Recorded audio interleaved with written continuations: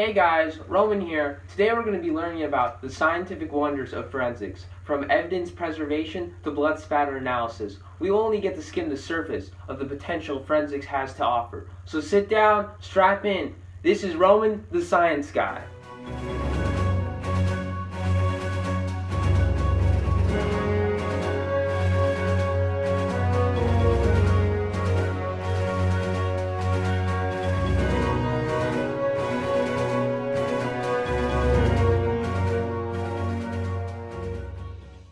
First off, some things to keep in mind for the crime scene. Remember that unlike some other fields of science, forensic scientists don't get a second chance to collect and analyze their evidence. The rules that we follow at the crime scene are designed to protect the evidence and keep it of high enough quality for the courtroom, where most forensic evidence is destined.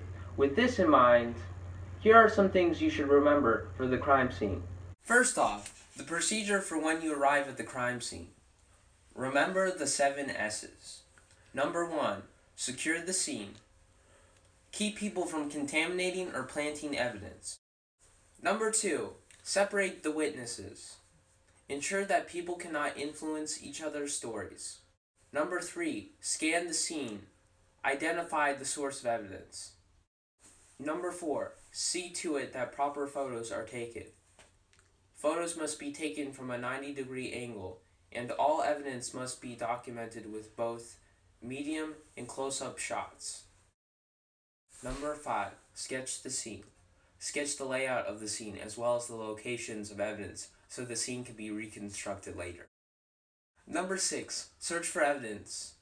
We search for and collect any evidence we find, keeping in mind the procedure for collecting evidence. Number 7, secure collected evidence. Evidence must be bindled, bagged, and logged, so that its location is known from the time it's collected to the time it's presented in the courtroom. This process is known as the chain of custody. Next off, there are some special considerations for DNA and blood evidence. Firstly, to keep DNA evidence free from contamination, avoid talking, sneezing, or coughing over the evidence area. Once DNA evidence is collected, it must be dried or frozen. For blood evidence, there are 3 simple steps to follow. First, search for blood evidence. Second, determine whether it's an animal or human, as well as its type. Third, see if the type matches the suspect. If it does, prepare the blood for DNA analysis.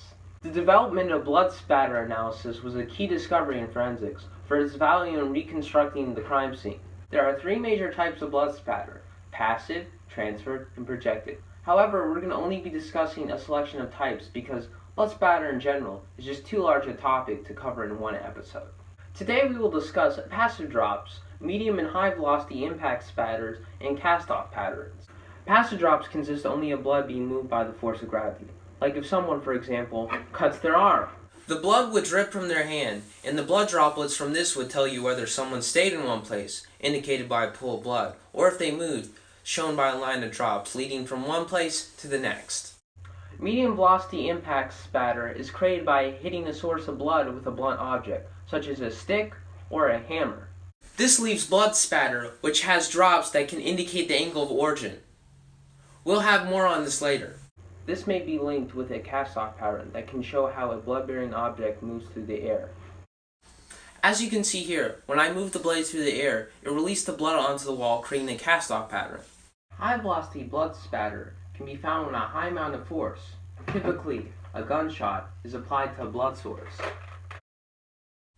As you can see, the blood drops are very fine and have been distributed over this wall, indicating from where the spatter originated. This type of spatter can show where the exit wound originated and can also be found on a shooter's clothing, since the entry wound produces spatter as well.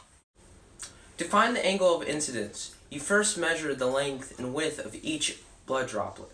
Then find the inverse sine of the length divided by the height.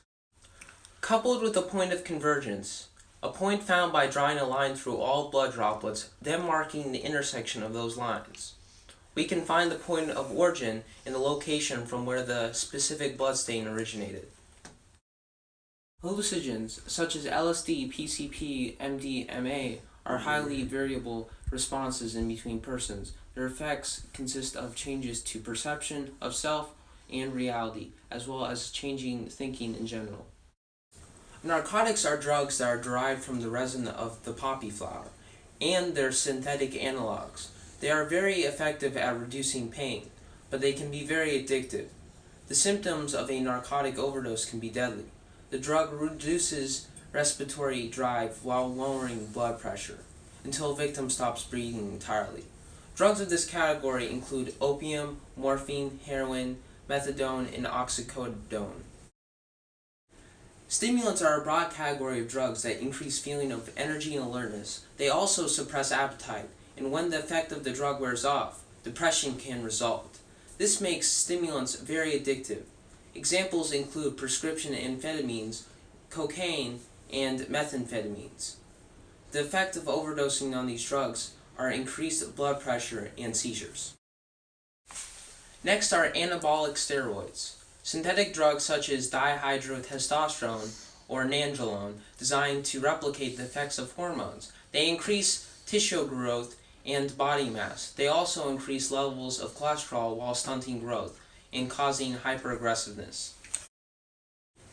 Finally are depressants, whose primary effects are the relief of anxiety and the potential to cause sleepiness. They include drugs such as alcohol as well as barbiturates and benzodiazepines. In this episode, we discussed the 7 S's and the 3 simple steps to analyzing blood evidence. Furthermore, we discussed the 3 major types of blood spatter and the 5 major categories of illicit drugs. This has been an episode with Roman the Science Guy, featuring Roman the Science Guy. Thanks for tuning in.